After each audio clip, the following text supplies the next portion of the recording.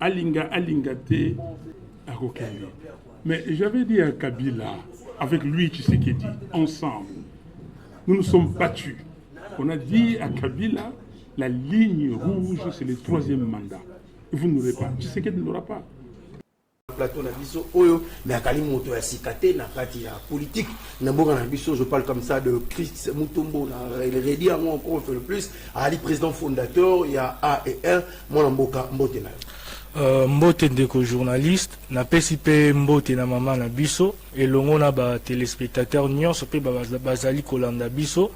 Bonne fête d'indépendance na population congolaise nyonso, en particulier bandeko na biso ya partie est Oyo Makile Zali Kotanga chaque jour. Merci beaucoup. Voilà, Oyo Zali Kotanga chaque jour. Ndeko Diel Ergitoko, to kende nangambo ya régie pour nous rapidement qu'on soit Oyo Zali élément, je parle comme ça d'une conférence débat Oyo Zali organisé la commune ya Ngiringir d'un leader ya contre. Ba to yo pe ba lutter na kati ya ko soit indépendance mingi batanga bango te be bazwa charge nyonso bakinela le mumba entre guillemets non ndo musalo bake soki bake na batable ronde Isaïe yemota baneko fanda na esika wana na été de votre côté na gestion ensemble pour la République et soit en tant que scientifique aussi vous pouvez ajouter quelque chose na mitu ya bano ba Rolanda biso to bandeko muso ba Rolanda biso ba il y aura peut-être dans les camps italiens indépendance. Nico journaliste, merci beaucoup pour la question. D'abord, na rejoindre makamama lobby na suka toza na musala makasi ya kusala. Salon mo na roloba que ba ndeko na biso ba papa to ba kulutu o ba wela ki kozo indépendance bazala ki pressé. Tangu tozotala tozongi mwasima mboka na biso na ndenge eza actuel. Il y a beaucoup de choses à refaire et rien ne marche dans tous les domaines. Et l'eau comme roté et autres tamboul. Je pense, avant l'indépendance, notre pays est acquis parmi les pays les plus puissants du monde.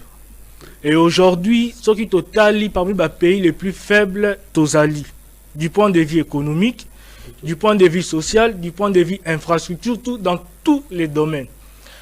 Et je ne peux pas, Naroki, condamner ma père Nabisoté, mais 66 ans après, avec tous les régimes auto-ébaki Kozwa, on pouvait espérer un changement. Malheureusement, on est en train de voir, au lieu d'espérer un changement, tozomo un changement, il y a ma famille topé, il y a ma proche, il y a ma baza pemé à pouvoir. Alors que Mboka Nabiso et Sengela qui est avancé ça là un pas de plus. Ce qui est dans l'ire de Tozala qui nakala. Si on pouvait avancer, je pense Tolingaki Tozalomo est le premier pays dans le monde les plus puissants plutôt, parce que Tozala Nyos. Pays Nabiso c'est parmi les pays où ils allaient Kabola courant partout. Et ça parmi les pays où ils allaient Kabola ressources nango, notamment guerre où ils allaient Kosalama na partie est de la République démocratique du Congo. Guerre wana ezali pambate, eza pona ba intérêt à cause ya ba richesse en mboka na biso. 66 ans après dirais-je, et Sengela ki to mona changement, mais malheureusement tozozonga sima. Et surtout na ba animateur dans ba différentes structures, il y a l'état au bazali kocha et belé, on peut pas condamner aussi les chefs de l'état, mais ebelé au leba sunga chef de l'état bazali ko benda pe ko zongi sa na sima. Donc pour finir, Naroki Kolobaki, 66 ans après, notre pays a beaucoup de retouches à faire et Sengeli au moins nettoyer toute la classe politique pourquoi pas espérer dans une nouvelle classe politique qui peut-être comme un changement dans Mboka na biso. Alors par rapport à l'ignorance, il y a des acteurs na même ata mwana ya kondo kasavubu à l'écran de la télévision papa la moba go record ba tout pena ba pesake juste valeur na été où ils allaient par rapport à les tambours italiens indépendance on prime beaucoup plus bon na likambo itali question ana ko reconnaître il faut savoir d'abord nani apporta qui pierre le plus précis, que Lumumba Zalaki parmi les acteurs majeurs, il y a indépendance en Mboka na biso. Qu'on reconnaître ou pas, normalement, on devrait d'abord cibler parmi les acteurs. Je vais vous dire que Ezaïka na Lumumba et mon côté, il y a eu plusieurs acteurs au Bazaki ensemble na Lumumba. Et Papa Kondo. Voilà. Il y a parmi les acteurs majeurs, nous, on reconnaît Patrice Emery Lumumba ensemble avec toutes ces personnes. Donc, ça déjà va reconnaître Lumumba, c'est-à-dire qu'indirectement, va reconnaître l'État Kinaï. Donc, je ne pense pas que place soit on peut faire un problème ou soit que Banzela Milaï. Voilà, Banzela Milaï. Madame Laurette Sosson, jusqu'au point par rapport à un système, politiquement parlant, 66 ans après, un système politique. Nous avons des questions où vous permettre au plan malin. Ceux qui ont été dans l'administration, bloc à l'État, tout consort, mais il y a la commune, parce que nous avons le notable à la communauté. Les lois, nous avons chaque 6 lettres. Et les lois, Baroma est belé, surtout sur le plan politique. Mais quelle est votre analyse? Quelle approche nous dans la négative par rapport à la politique et à la cannabis? Bon, premièrement, la première question, on en répond directement. Nambo Cannabiso, je pense que Bandeko Nabiso la politique, bazo conduire Mbo Cannabiso na bolingote. C'est-à-dire que ceux qui ont côté, toi, du pouvoir, nuance historique, to affiché, to makam nuance qui avant ils existaient les suscités. Donc il a qui si que yende mutu azana idée à malam, to yende mutu aye ko bâtir. Alors que ce côté ok quelque part. Avant d'abord au banda na misala il faut d'abord au jeter coup d'œil na passé. Oeba nini et les kanaki. Na kolobake ezali ingratitude soit mutema mabe ya bandeko bazali en place, ya ko reconnaître ancien régime T, soit le président Joseph Kabila Jassu, Oyo Azali parmi piliers il y a développement en Mboka Nabiso. Je prends juste un exemple.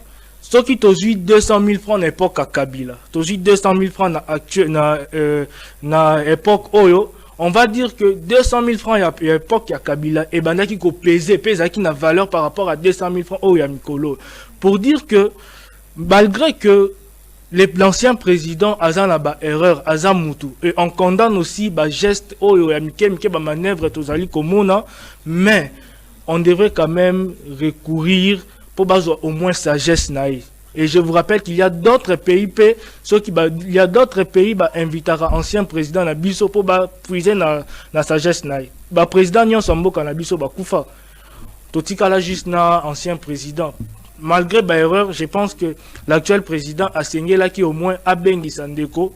Ndeko na biso le rôle a bengi ça qui peut Paul Kagame avant de s'abattre sur la tête en tête étant qu'ancien président, actuel président, qu'est-ce qu'il faut faire? Donc, Ezali Malamouté.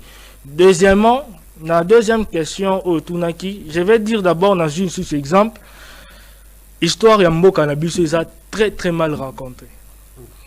D'abord, il y a Liboso, ceux qui au Tuni, élève Tobat Nyonso, qui a découvert l'embouchure du fleuve Congo, Bisabiso Diego Kao. Je me pose la question, avant Diego Kao, habitant Bazala quitté.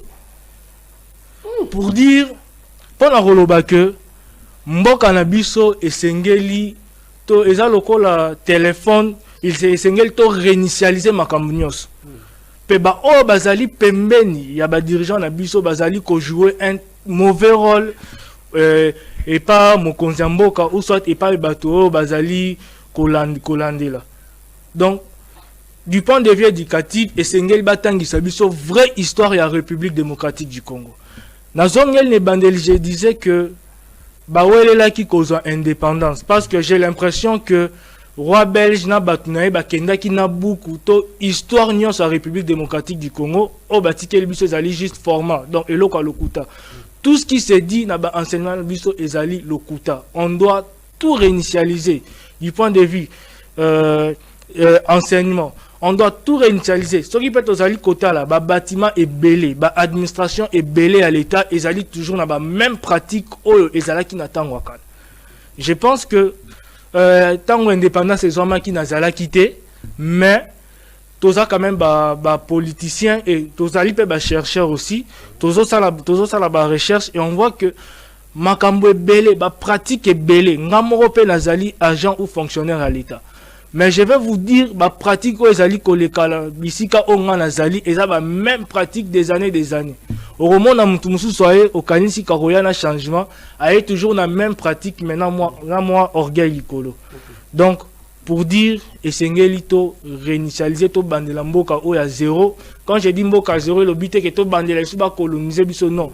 Et sengeli ke ba institution nyonso et sengeli za la balayer. Et bae baskoko imposé parce que mboka na biso Congo na mona comme si ebongara la dictature. Et sengeli mo ba meka ko imposer un nouveau système pour la été mboka na biso e bakotambola. To ça les seuls pays où ezali na carte d'identité. To ça les seuls pays passeport et comme luxe. So ça na passeport et je ne sais pas. To ça les seuls pays où que boza na courant mais ozomona avenue Kingani Kouré zali avenue Kingani Kouré zate. Mais boza na même quartier Bokangama mais ba voisin baza na courant te. Même quartier si kanga na zali kovanda, je vais vous dire que to sali une année ma ezala raté. Mais ba voisin na biso ma ezali. Pour dire que mboka na biso esengeli to va changer kaka pour nayebi koute ezala ba actuel gouvernant bango nyonso esengeli koken et on doit réécrire histoire à sol esengeli basa la recherche baeba mboka na biso baeba vraie histoire à mboka na biso baeba kolongola biso na ba histoire oyo ya lokuta tozali komona oyo ko apporter pe elo côté na société na biso 66 ans après ba ozanga mai hein tout ça venir moko na coin kuna mai bimaka biso na coin bimaka te ça ba tio na biso bochango na lac Tanganyika wa ba onde sukela na flavor parce que wa biso tio utaka na lac Tanganyika travailla ya banzela monsieur suki kangami na village moko boy. On doit se poser des questions hein. Madame Laurel Sosong, sur le plan éducatif, deux volets aussi. Na MERS, 66 ans après, comment jugez-vous les politiques si la bisogno sur l'engue tout sort sur la fiscale de la FISA et en même temps aussi le Cambodge bonne MERS les loyaux vous allez la Congolais c'est que les colons nous ont laissé dans l'obissomoto développer dans la mondialisation comment jugez-vous ça 66 ans après? Bon, du point de vue éducatif, to éducation, pour nanga na roloba que gouvernement to l'état yé mokonda bomi éducation ya bande konabiso.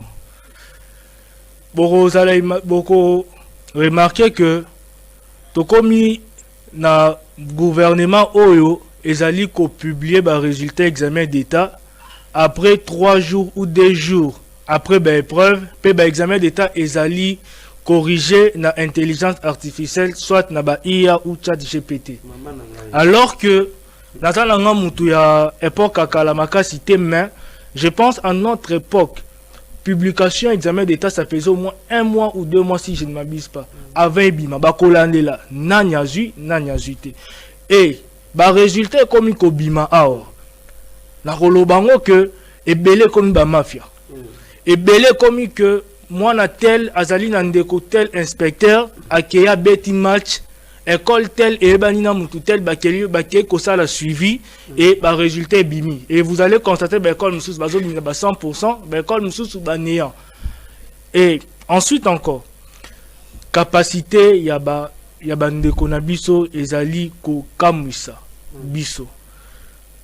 Moi, j'ai enseigné étant que diplômé d'état en pédagogie, mais n'attendis si bas des 3e en 4e, des 3e en 5e à l'époque. Je pense de 2017 à 2020. Alors que j'étais dans un kaka diplômé d'état. Nazotang ça, ngape nazotang. Éducation nabiso, on va constater que moi j'ai abimi na 70% to ba 60 ou peu importe les résultats. Mais aebi ko prononcer to ko komata kombo na été ezali loko ya soni. D'abord examen d'état d'abord on ne peut pas bakoki jamais couper sa mutu diplôme to va valoriser alors que attaque comme on a habité et ça par exemple babilo des bases déjà essengeli ba apprendre na bande konabiso o bazali kotang pour ça normal te mutu aussi 6e c'est-à-dire 6e oza na capacité déjà ya ko sala 6e oza déjà na capacité déjà ya ko entreprendre mais oza incapable ya ko koma incapable ya ko loba incapable ya ko se défendre soki ba ebisi mutu ke exeter elakisi nini omona ke ebele bakokatana bayebi signification nango te loba un mois lobi un mois voilà ezali que babatu wana mpona ngai on devait avant ya ko publier ba résultat bon on devait d'abord kolandela il faut suivre ça et yango wana musala ya gouvernement particulier ministère na biso éducation nationale soit ancien ya EPSP si je me trompe pas eza biloko esengeli kolandela na mboka na biso. Je prends la deuxième question au lobby. Mboka Oyo na rejoindre maman, je pense le lot, c'est pour une première fois na co-débatteur des fois toujours partager même avis. Mboka Oyo mutu abimi papa. D'abord mboka Oyo toujours vivre na taux du jour. Et là kisi que mutu na mutu bendana mutu na mutu sala makamnayo. Et après, napoka beaucoup tani. Je me demande, est-ce que mboka bongo jeune a rekanisa ko tanga to rekanisa ko luka mbongo? Pour que jeune atanga malam, pour que moi atanga malam, pour que bande konamso batanga malam esengeli bali ya malam. Esengeli baza na ba vie o ezali confortable avant ba banda ko songer na classe parce que nyonso ezali ko faire partir na moralité. Si kosoki moral les a bien été atanga mbe tant pe na bando tanga na banda pe okima na moni ke na tanga pe bo ba pesi na mbongo classe te na kimi parce que moral na ngana ke osani na école mais on doit gouvernement na biso esengeli et réviser ba biloko wana nyonso pour que tango tozo tinda mwana na biso na école bande ko na biso na école esengeli pe bazala na bonne moralité pour na kosukisa. J'ai été en Tunisie na bande ko mona ba pratique bien qu'ils a développé penzate bana soki akeye école na tongo lelo ngana tangi mwana kei na tongo azali na droit ya kolia gratuitement école to université zali ko pesa là ngana tangi déjà bazali ko préparer déjà cerveau ya mwana place moi déjà bazali ko bongisa moral à moi avant moi à kota na kata classe. Alors chez nous déjà moi na otina bakana na ndaku à l'école bébé bakanda au moment na nyonso to s'entendre na récite ndengeni. Voilà. Madame Laurel Tosso, tu as réagi dans mon boutanga pression rapidement. Tu as 3 minutes pour cette émission. Ils ont renouvelé mais côté infrastructure penza toza un échec. Dernièrement, tozalaki en plein bureau ici quand nazali kosa la bout au monika ka toiture ekoi. Donc allez-y comprendre mboka na biso makambo ebele o lobezali mais prochainement pour ce bito loba to kinata ti lobi. Voilà, 30 secondes pour aussi ça bon tout parce que peut pas madame bateau balandi biso. Pardon? Na bateau balandi biso 30 secondes. Na bateau balandi biso tozo ebisa bino ete bozala d'abord uni mboka na biso avant ezala développer pour kende liboso sengeli biso nan ba congolais tondima to linga Congo na biso pe tondima makama immense ezali koleka pour mieux avancer. On n'a pas notre pays tozaka na mboka na biso Congo donc aimons ces pays peu importe ce qui arrive entre nous congolais les linges sales se lavent en famille to sokoli maboko mais to sangana pour être toyeba ko songer na développement ya mboka na biso.